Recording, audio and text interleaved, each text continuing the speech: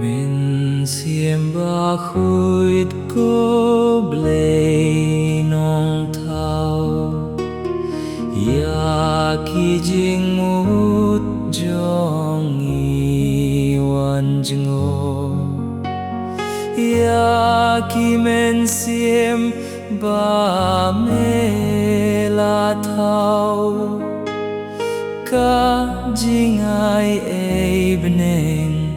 to pen yo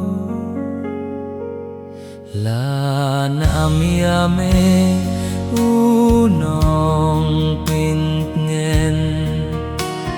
jingay Blei bakraw baim jing sleh peng klein mano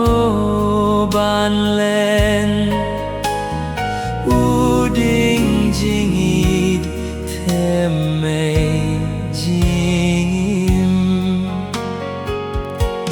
Jingay huniu wat kain medei Bat ki kamon basbun upa Kajing kular kentang Blei bangi ay pla bad ngipen na jing siya'y to ay bor siyempang pendap jingit yaki donut Klein kamet batlot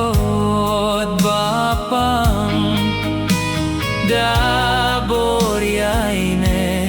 kabam jukut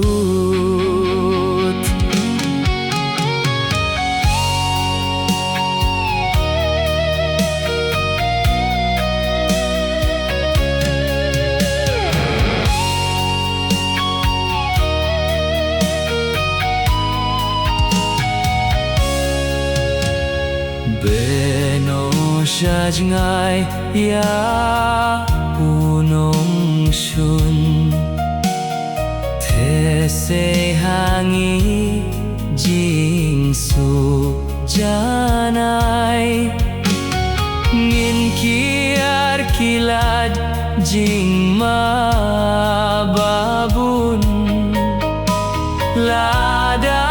meptin konong pensay